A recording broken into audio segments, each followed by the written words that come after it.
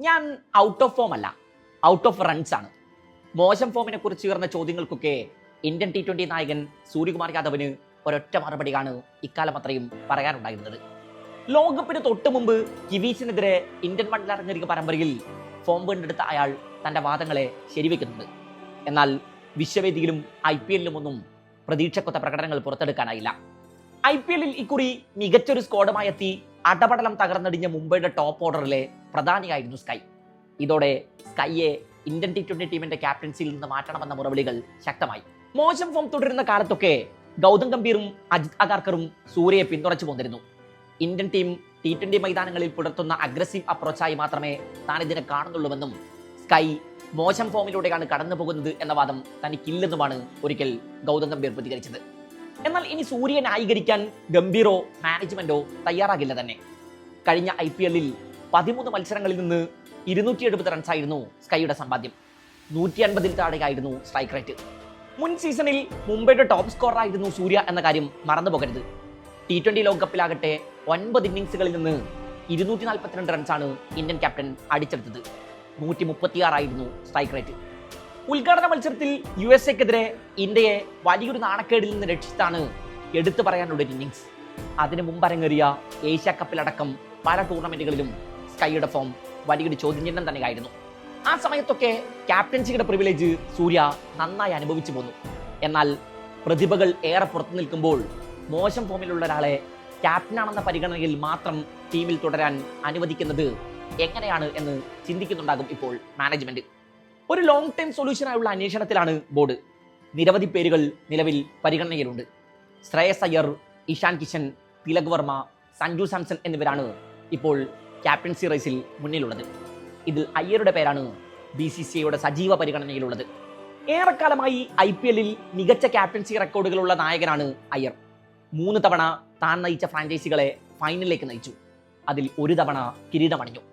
2024-ൽ കൊൽക്കത്തക്കൊപ്പമായിരുന്നു അയ്യരുടെ കിരീട നേട്ടം. മുമ്പ് ഡൽഹി ക്യാപ്റ്റനായിരിക്കെ ടീമിനെ ഫൈനലിലേക്ക് നയിച്ചിട്ടുണ്ട്. പോയ വർഷം പഞ്ചാബിനെയും ഫൈനലിസ്റ്റുകളാക്കി. മെഗാ ഓപ്ഷനിൽ തങ്ങളുടെ ടൈറ്റിൽ വിന്നിംഗ് ക്യാപ്റ്റനെ വിട്ടുകളഞ്ഞ കൊൽക്കത്ത അടുത്ത 2 സീസണുകളിലും പ്ലേ ഓഫ് കണ്ടിട്ടില്ല. ഇക്കുറി പഞ്ചാബ് തുടക്കത്തിൽ മികച്ച ഫോമിലാണ് മുന്നേറിയിരുന്നതെങ്കിലും ലാസ്റ്റ് ലാപ്പിൽ പടിക്കൽ കലമടച്ചു. ക്യാപ്റ്റൻസിയുടെ സമ്മർദ്ദം വ്യക്തിഗത പ്രകടനങ്ങളെ ബാധിക്കാറില്ല എന്നതാണ് അയ്യരുടെ ഏറ്റവും വലിയ പ്ലസ് പോയിന്റ്. സ്കൈയെ ബാധിച്ചതും അത് തന്നെ. 14 മത്സരങ്ങളിൽ നിന്ന് 498 റൺസായിരുന്നു ഇക്കുറി IPL-ൽ ശ്രേയസ് അയ്യരുടെ സമ്പാദ്യം. 168 സ്ട്രൈക്ക് റേറ്റിലാണ് പഞ്ചാബ് നായകൻ ബാറ്റ് വീശിയത്.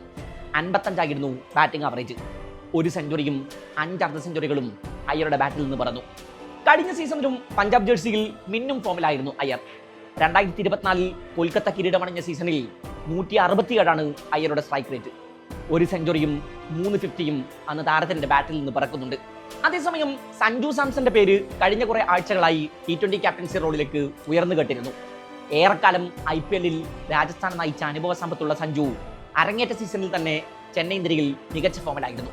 T20 ലോകകപ്പിൽ പ്ലെയർ ഓഫ് ദി ടൂർണമെന്റായ മലയാളി താരം നിലവിൽ ഇന്ത്യയുടെ T20 സെറ്റപ്പിലെ അനിശ്ചിത സാന്നിധ്യമാണ്.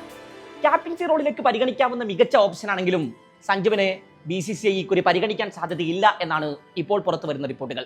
ഗംഭീറിന് സഞ്ജുവിനെയാണ് താല്പര്യമെങ്കിലും BCCIയുടെ പരിഗണനയിലുള്ള മറ്റു 2 പേരുകൾ ശ്രേയസ് അയ്യരും തിലക് വർമ്മയുമാണ്. സഞ്ജുവിന്റെ ഇൻകൺസിസ്റ്റൻസിയാണ് താരത്തെ ബോർഡ് വെട്ടാനുള്ള കാരണമായി ചൂണ്ടിക്കാണിക്കുന്നത്. സഞ്ജുവിനും ശ്രേയസ് അയ്യർക്കും 31 വയസ്സ് വീതമാണുള്ളത്. 23 വയസ്സാണ് തിലക് വർമ്മക്ക് പ്രായം. ഇഷാൻ കിഷന് 27.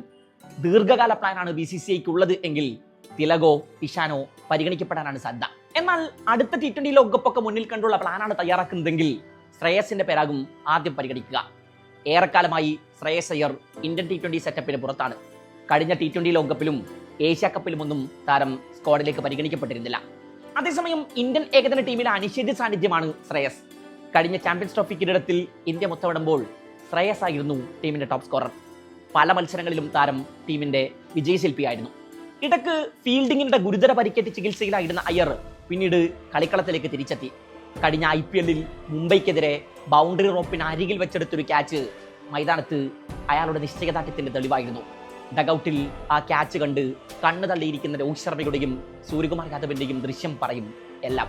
അതേസമയം ഇന്ത്യൻ T20 സെറ്റപ്പിലേക്കും ക്യാപ്റ്റൻസിയിലേക്കുമൊക്കെ ബംഗളൂരു നായകൻ രജത് പട്ടീദാറിനെ പരിഗണിക്കണമെന്ന് പറയുന്നവരുമുണ്ട്. IPL-ൽ ബംഗളൂരുവിന് കന്നിക്കിരീടവും 2ാം കിരീടവും സമ്മാനിച്ച പട്ടീദാർ നാളെ ഇതുവരെ ഇന്ത്യക്കായി T20-ൽ അരങ്ങേറിയിട്ടില്ല. ഈ ഫോർമാറ്റിലേക്ക് നിർബന്ധമായും പരിഗണിക്കേണ്ട പേരുകളിൽ ഒന്നാണ് പട്ടീദാറിൻ്റെത് എന്നാണ് ക്രിക്കറ്റ് പണ്ഡിറ്റുകൾ പലരുടെയും അഭിപ്രായം. അയർലൻഡിനെതിരായ പരമ്പരയ്ക്കുള്ള ഇന്ത്യൻ സ്ക്വാഡിനെ പ്രഖ്യാപിക്കാനിരിക്കെ വൈഭവ് സൂര്യവംശിക്ക് ഇന്ത്യൻ ടീമിലേക്ക് വിളിയെത്തുമോ എന്നാണ് ആരാധകർ ഉറ്റുനോക്കുന്ന മറ്റൊരു കാര്യം. IPL-ലെ മിന്നും പ്രകടനത്തിന് ശേഷം ഉടൻ താരത്തെ സീനിയർ ടീമിലേക്ക് പരിഗണിക്കണമെന്ന് മുൻ ഇന്ത്യൻ താരങ്ങളും ക്രിക്കറ്റ് പണ്ഡിറ്റുകളുമൊക്കെ ഒരേ സ്വരത്തിൽ പറയുന്നുണ്ട്. ഇംഗ്ലണ്ടിനെതിരെയും ഇന്ത്യക്ക് T20 പരമ്പര വരാനുണ്ട്. കഴിഞ്ഞ IPL-ൽ ഓറഞ്ച് ക്യാപ്പ് അടക്കം 5 വ്യക്തിഗത ട്രോഫികളാണ് വൈഭവിനെ തേടിയെത്തിയത്.